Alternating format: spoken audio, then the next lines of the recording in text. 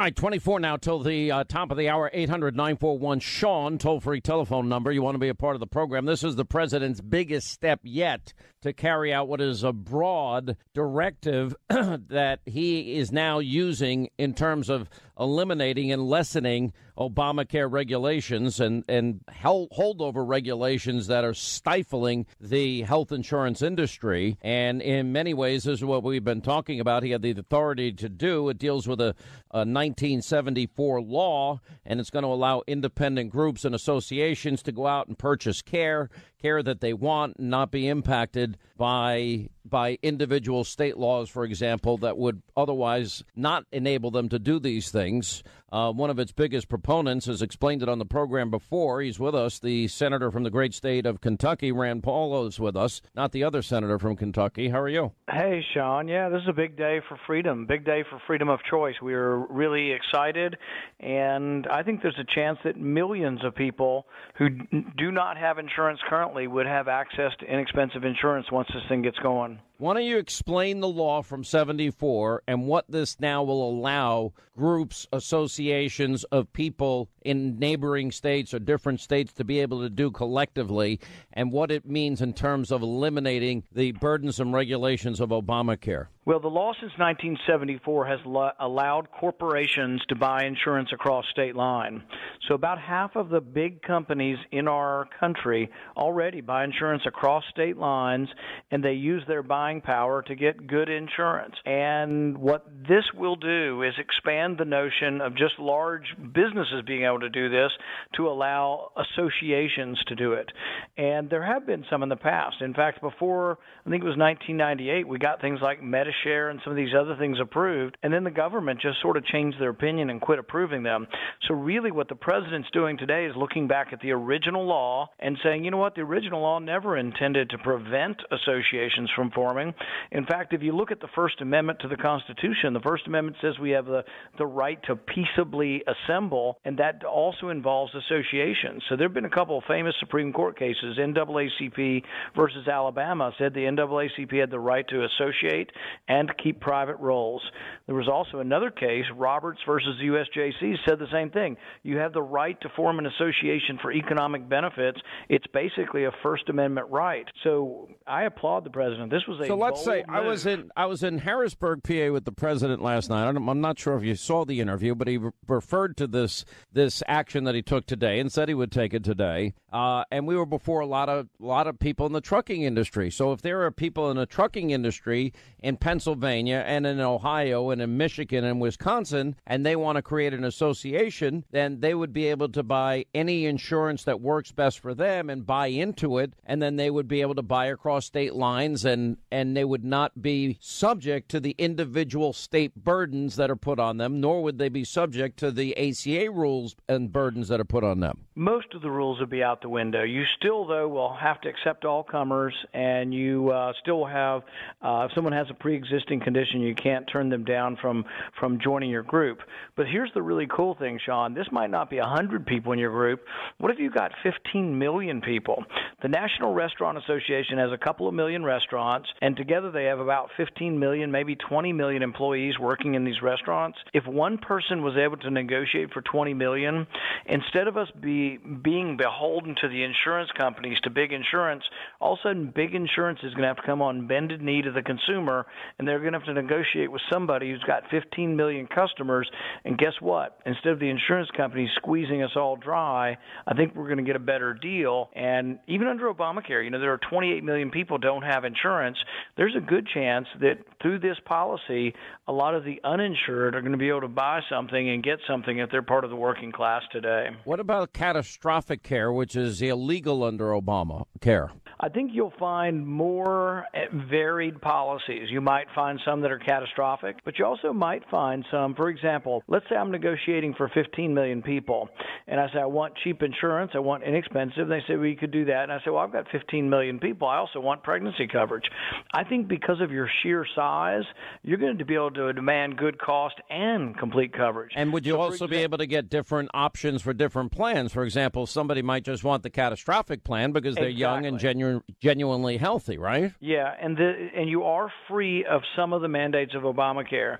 So we struggled. We lost several people who said they were for repeal and then they didn't vote for repeal. This actually does get us to where we don't have to have all these mandates on insurance that came from Obamacare. The mandates are what caused Obamacare premiums to go up. And so this is a way to get beyond Obamacare and allow people the freedom of choice to buy what they want at the cost they want.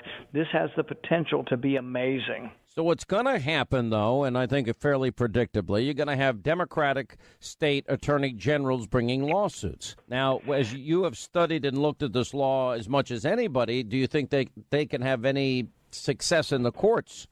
We've had our lawyers read the initial law, and we think the mistake wasn't in the law. We think that this, what they're talking about, of course, we haven't seen the final ruling yet, but we think the ruling that expands the definition of who can join an association is consistent with the original law. We think the mistake came from Clinton and Bush and Obama interpreting the law incorrectly. So this is what's true of all laws. The laws get passed, and they are basically a skeleton outline of what should be done, and then we assign to these regulators all this power. But over time, most of the regulators are big government regulators, and we've never, I promise you, not since Reagan have we had a president who was bold enough to tell the regulators, go fly a kite. I want you to look at the original law, not the previous regulators. Look at the original law and tell me why that it should be illegal for individuals to join a nationwide association. And what President Trump found is what we found. There is nothing in the original law that says that we should not be allowed to organize as consumers into large nationwide buying groups. What if I, Sean Hannity, wanted to organize everybody that works in radio? That means, board operators, engineers, producers, executive producers, super high functioning executive producers, call screeners, salespeople. Would I be able to form an association and get everybody in radio that wanted to join up with me, and we can get one organized and negotiate with health insurers and get one big health care plan that we can have maybe options for? I think you're going to have to see the final rulings. I can't give you advice on forming that, but I can tell you that why would the National Restaurant Association be able to do it and not me? Well, they probably can.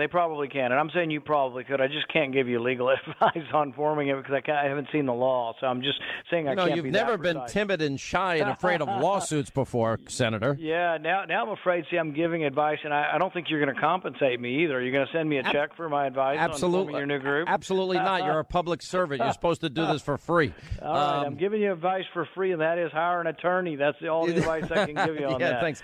But but let me say this. The bottom line is it's because Congress couldn't get the job done. Let's be blunt here. It's really pathetic that Mitch McConnell wasn't ready and had a consensus plan with every member of the Senate to get this done. That's kind of pathetic, in my opinion. Well, the way I look at it is we promised to repeal it.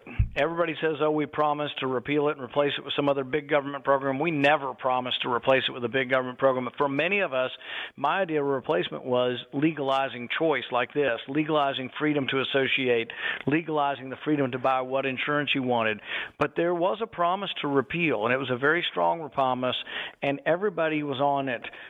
50, I think. But you know what's going to happen. 53 voted for it, but then we lost 6 or 7 people. That's what the problem But you know what's going to happen. They're going to go judge shopping. This is going to end up in San Francisco somewhere, and then they're going to dump it at the Ninth Circuit Court of Appeals. That's where it's going. And now we're talking about how long before we could actually get this done. Well, we think that they're not going outside the law. We think they're being consistent with the law. Can you find liberal judges in California to rule on anything? Sure.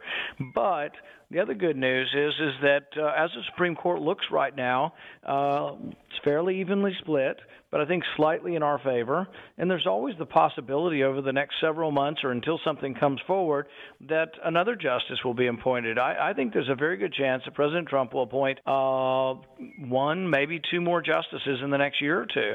And if that happens, I think we're going to get a fair shake. All right, we got to take a break. We'll come back. We'll have more with Rand Paul, the senator from the great state of Kentucky.